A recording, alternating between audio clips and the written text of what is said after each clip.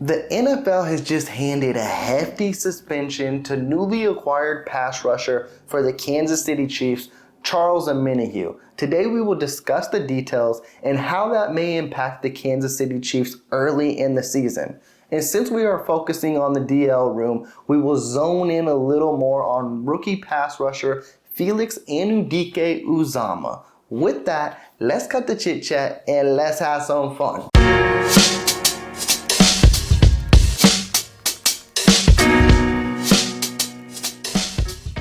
Throughout this week, the NFL has been handing out suspensions left and right. And unfortunately, Kansas City Chiefs pass rusher Charles Omenihu was just hit with a hefty 6-game suspension for violating the NFL conduct policy. Now, initially, this isn't surprising to me whatsoever.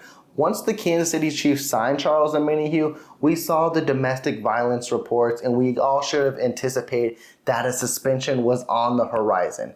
What's surprising to me is the length of the suspension. 6 games was like, okay, that seems a little bit hefty. And maybe that may be my bad because I was kind of trying to compare it to the Willie Gay incident last year, and I thought it may be a 4-game suspension, which Charles Omenihu still has the rights to appeal and lower it down to a 4-game suspension. For to initially be a 6-game suspension, I was like, okay, that seems a little rich.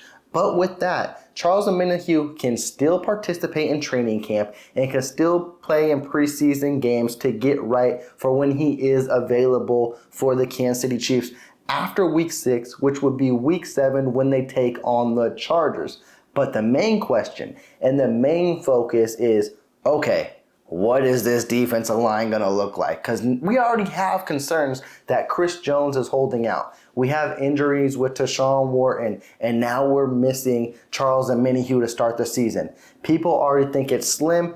It just got slimmer. So what do the Kansas City Chiefs need to do? And honestly, all eyes are looking towards Brett Veach now, and it's, come on, let's end this holdout. Let's sign Chris Jones and let's get him back into camp. And we don't have to have this concern whatsoever. That would be a dream turned to reality for all of Chiefs Kingdom.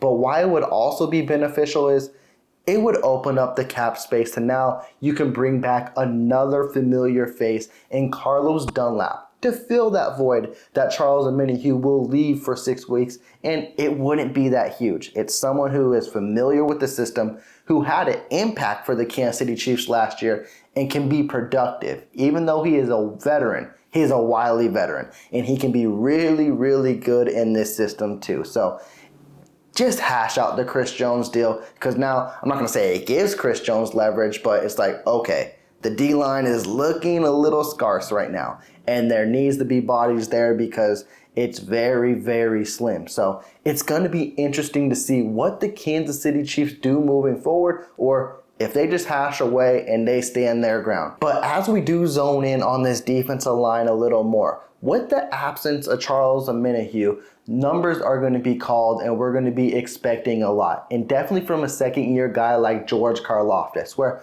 we're already expecting big things, maybe even double-digit sacks, and for him to take that next leap. But now, you best believe Chiefs Kingdom and the Kansas City Chiefs are going to call on him heavy. But just to look a little more into it is rookie Felix Anudike-Uzomah, who yesterday and today, due to injuries with Charles Omenihu and Mike Dana, has been taking reps with the first team. And he's been having impressive battles. And let's speak on these battles a little bit, because I'm not just going to let everyone slight newly acquired left tackle Donovan Smith into saying he's trash just because there was one rep where Felix Anudike-Uzomah got him. And I mean got him. But we all focused on that one. But on the next rep, Donovan Smith stood his ground. And that is what it is with these one-on-one battles. You're going to get yours and they're going to get theirs. And that's something you love to see in training camp. But what I do love to see in these battles is that FAU, Felix Anudike-Uzomah, however we want to shorten it, does look very promising. Now, can that translate to early in the season? I don't know. I do know with what Steve Spagnuolo does do, it's kind of like what Andy Reid does with the offense. He may be a rotational guy and he may not find his full scheme until November and December, kind of like what George Karlaftis did. We saw George Karlaftis go on an absolute tear the last 7 games where he recorded 5.5 sacks. But if you look at every game before then, he only had half a sack. So should we anticipate the same things from Felix Anudike-Uzomah? I don't know, but he's definitely now able to go into a role that Charles Omenihu was going to be in and try to be productive. And we'll see how that all pans out. And also, we got to pay more and more attention to the Mike Dana injury because he hasn't been in camp. So how long will that injury goes on? We don't expect that to go into the season, but if it does, what do the Kansas City Chiefs do next? And do they just depend on the rookie to fill that spot? It'll definitely be interesting to see. And if his number is going to be called sooner rather than later, he better be ready to bolster up. With that, don't think I forgot. The Kansas City Chiefs took the practice field. And I wanted to cover a couple highlight reel plays. And the first one is on the defensive side of the ball. And it is second-year safety with the Kansas City Chiefs, Justyn Ross, where he had an impressive interception in the red zone where he jumped a route over Travis Kelce and snagged that thing. And if he is doing that next year, it's going to be a sight to see. I think if any of the DBs are doing that next year, it's going to be a sight to see because when it was last year, we saw them get their hands on the ball, but they weren't intercepting it. Specifically, Justyn Ross, he had no interceptions with the Kansas City Chiefs last year. We already mentioned Trent McDuffie, a rookie. He got his hands on the ball plenty of times, but didn't get his first interception. You know, guys like that, they want those takeaways. And to see him jump a route like that, be aggressive in those kind of routes, is going to be exciting to see when it hits preseason and then when it hits regular season. Something tells me this defense could be the best defense that Patrick Mahomes has ever had.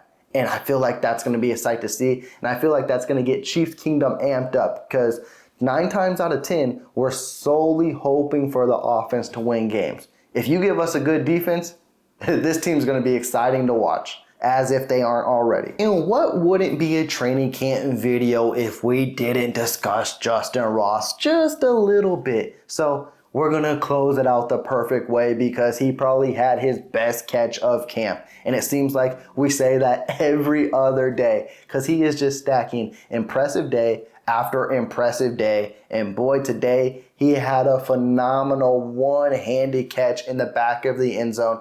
Yes, both feet were down too. I know a lot of people were questioning that. It was kind of obvious though, but this dude, it's hard not to fall in love with him and see the potential there and be hopeful that he could be something really, really special on this team. I get why he has the hype train.